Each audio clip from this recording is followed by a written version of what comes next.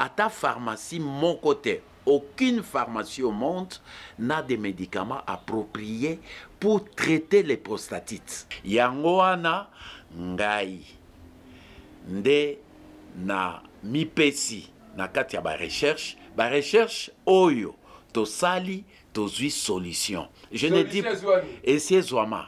Bonjour chers internautes et bienvenue dans votre émission Global et Musique, cette émission que vous avez déjà l'habitude de retrouver sur votre chaîne MRTV. MRTV, c'est cette chaîne que vous pouvez suivre en ligne et nous vous demandons et nous allons continuer à vous demander de toujours vous abonner. Abonnez-vous, partagez les liens, commentez par rapport au sujet que nous traitons et aussi donnez votre point de vue par rapport aux invités que nous recevons dans cette émission. Alors pour aujourd'hui, comme nous sommes dans Global et Musique, nous allons rester dans la partie globale puisque nous allons aller visiter un cabinet et pas n'importe quel cabinet. Il s'agit du cabinet du docteur Mike. C'est un docteur, vous l'avez compris, docteur en médecine moderne et naturelle. Et avec lui, on va pouvoir revenir un peu sur certains points. Mais principalement, il est spécialisé également dans le traitement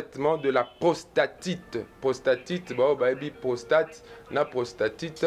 Donc, nous allons parler de la prostatite. Bah, oh, bah, malade, oh, na Congo, na terme mabe, to benga ka prostate, et ben, la prostate, bah, benga ngo prostatite.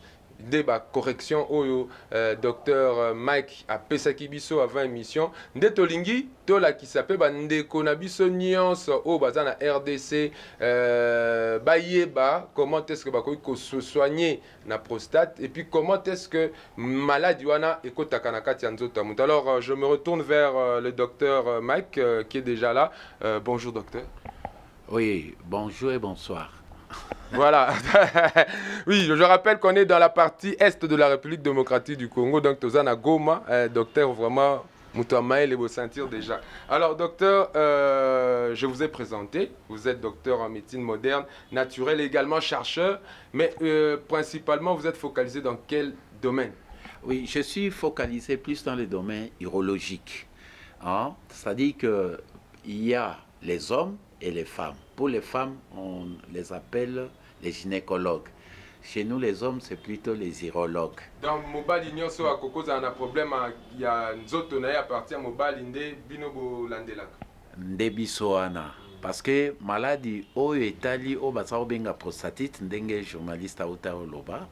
Prostatite eza nde maladie, mais organe wa babenga yango prostate. Organe, ceux qui ont maladie, babenga yango prostate. Donc, ceux qui sont malades, babenga yango prostatite. Alors, pourquoi basa ko benga yango prostatite? Pourquoi ba benga yango komi maladie? Pour volume normal na yango, ezalaka entre 15 et 20 grammes. Nde volume normal. Alors, ceux qui est longue na 20 grammes, et komi komata po ekendakati ba 200 grammes. Donc, on est comme une prostatite, on est comme une maladie. Mais organe en soi, mobali nyonso abota makana yango. Ezali na mayanzo to. Ezali neti kozala na appendice nde bobenga kango, kozala na zolo, kozala na litoi, prostate pe ezalaka na kati ya nzoto ya mobali. Ya mobali. Yango ezalaka entre pubis et rectum. Ezalaka na se ya vessie. Yango ezalaka wana. Singa oyo memaka masuba kouta na vessie nde babenga kango urètre. Urètre soki masuba etondi na vessie nde urètre encheminé yango na prostate. Prostate abiso mwana mobali ya botami. Omoni azali kosuba seke prostate na eza malamu. Nde yango wana. Siko docteur nanga koyeba yo siko otangeli biso kombo ya prostate, kombo ya prostatite. Maladie, tu comprends que ça prostatite apparaît nzoto wana o ezalaka izwaka maladie ande prostate. Prostate nde eza organe, eza enama. Prostatite nde maladie. Cabinet o sala ki yango pona nini? Souci ya yo ko sala cabinet docteur Mike eza pona nini? Bon, souci ezali boye.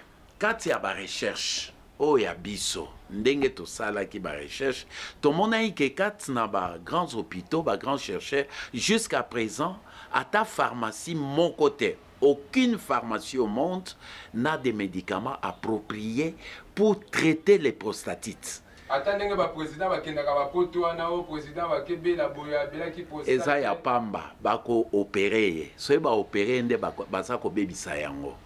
Donc prostatite ezali maladie moko plus dangereuse pour na biso mibali.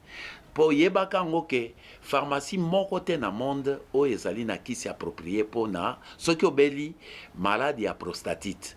Donc soki ezali na prostate ezali malamu, mais soki ekoti maladie kisi moko te na pharmacie ezali yango wana ngai nde na mipesi na kati ya ba recherche oyo tosali tozwi solution. Je ne dis essayer zwama na kati ya cabinet docteur Mike ba solution ezali o ezali approprié ba kisi boza omona likolo ya mesa ba kisi ezali ba kisi approprié pour que ekitisa volume ya prostate boyoki yango penza. Alors docteur maladie ezalaka na tango na ngo siko partir à quel âge vous avez la prostate? Ah, bon, oui, une jolie question. Question ana ezali mibali nyonso na oesa mibali nyonso. Soki okokisi 40 ans, sala makasi obanda ko sala ba examen. Ya yo katina ba hôpitaux. Po yeba état de santé na yo. Otala soki prostatite wana ekomi yo ou bien ekomi nanu te.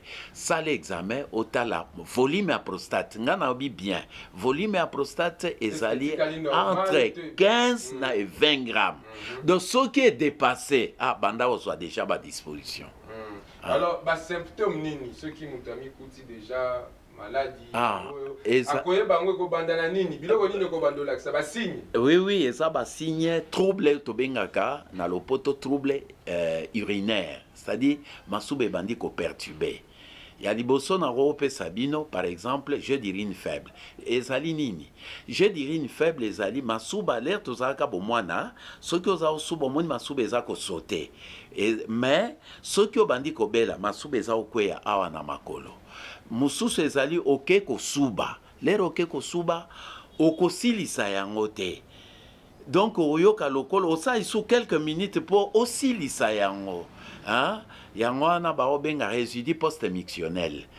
Mususu ezali oyoki masuba. L'air olingyo telema yango esopani déjà et police déjà moi elamba na yo sous vêtement na yo. Wana eza malamu te wana baza obenga yango miction impérative. Mususu ezali miction par égorgement. OK kosuba masuba yango wana eboyi kobimanana. Ekomi ebimi ndambo. Ndambo okosala 7 minutes ozaka kosuba ndambu mususu ezali masuba o tozali kobenga ke résidu sporadique vésico-urinaire, c'est-à-dire okomi place ya kosuba mais masuba eza obima te quelques secondes wana eza plus dangereux. Alors mususu ezali incontinence veut dire yo masuba eza obimela yo moko oyebi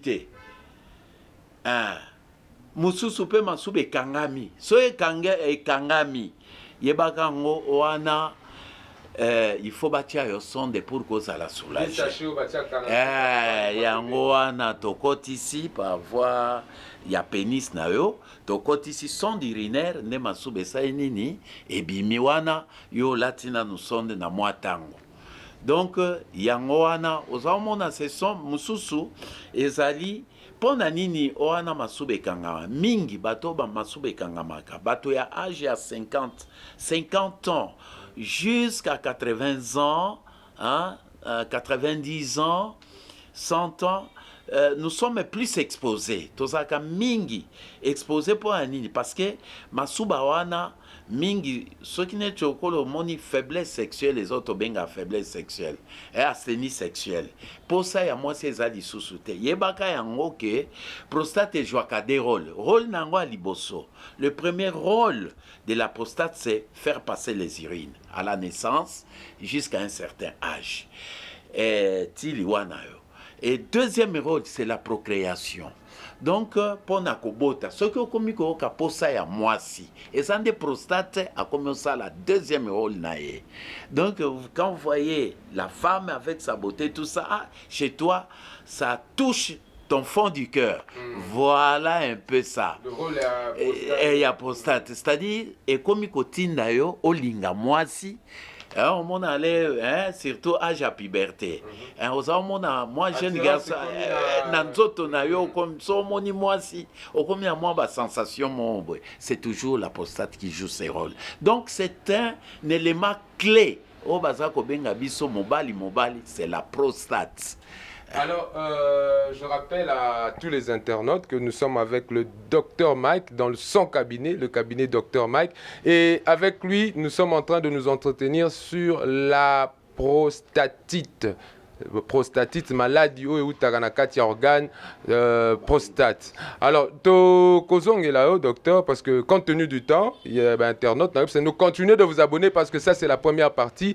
Il y aura également d'autres parties. Alors, nalingi naeba mutoye kotala yo malade des eaux dérangées namoni bakisi a pour tolini to bando chuter. Est-ce que Coco peut sabiso pour le pourquoi bakisi onyo sotomonia? Oui, naipsai bien que je suis un chercheur. Alors, naipsai bien que qu'ici dans aucune pharmacie du monde n'existe. Le quoi na médecine, oyalanda médecine, ebi ke bazan kuru babengaka histoire de la médecine. Donc, avec Hippocrate et avant Hippocrate, les gens utilisaient la nature. Tout ça. Parce que tout vient de là. Alors, par principe actif, il y a chaque nzete ezali. Par principe actif, il y a chaque qui s'ezali. Donc, il y a un oyo nasaola sabino, rôle grémicine, oya munene, yango rôle nango ezali nini. Eza kokitisa volume ya prostate par voie anale. Nape petit grémicine. Obakisio ezali spécifique pour le cabinet Dr Mike. Vous n'aurez pas ailleurs, dans aucune pharmacie du monde. Yango, le rôle de ça, c'est diminuer le volume de la prostate. Le volume anormal que la prostatite a amené jusqu'à 200 grammes, ça sera réduit jusqu'à 20 grammes. Ça. Okay. Ah. Bon. Oui, oyo ezali kobongisa prostate, ce qui est comme une prostatite. Toutes les pathologies, les troubles là, ces médicaments arrangent.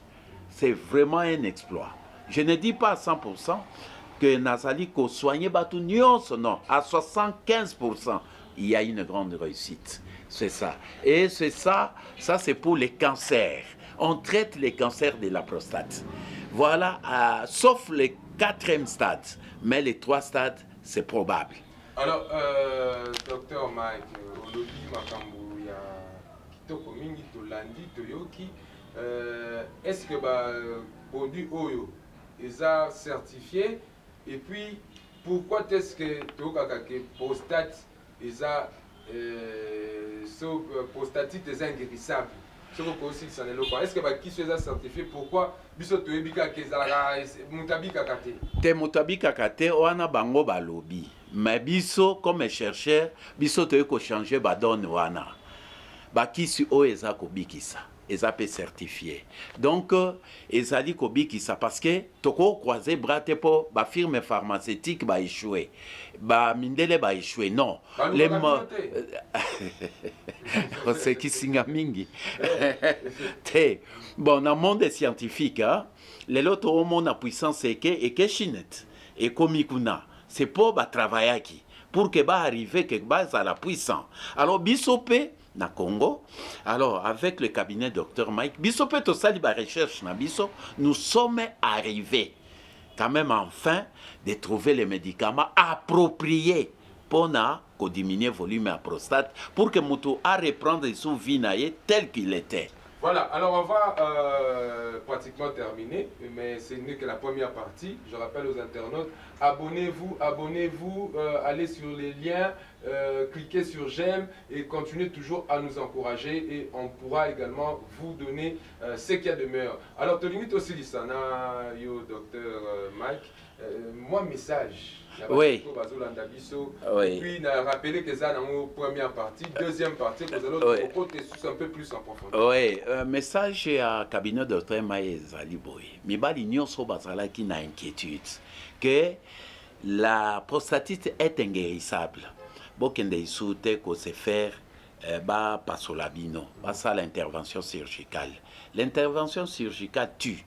À 95%, ça, il n'y a pas de chance. Mais avec les cabinets Dr Mike, nous avons reçu les médicaments appropriés. Si vous aviez des inquiétudes, ou azali na sonde, ou azali na cancer, ou ayebi kaza ko souffrir makasi, yo mama, zwa mobali na yo, yaka na cabinet Dr Mike. Voilà, merci à vous. Et je vous souhaite déjà une bonne réussite. Et puis, les calissous, surtout à côté, à la comment est-ce que les choses évoluent ici au cabinet du docteur Mac. Je vous rappelle que nous sommes dans la ville de Goma. Ah, tu as aussi dit ça. Ezaka kana Goma. Ah bon, na Kinshasa, toza na cabinet, na Lubumbashi ezali, na Bukavu ezali, na Matadi ezali, na Mbanzangungu ezali, de cabinet un peu éparpillé, hein, éparpillé presque dans toute la République, je ne dirais pas, n'habite partout.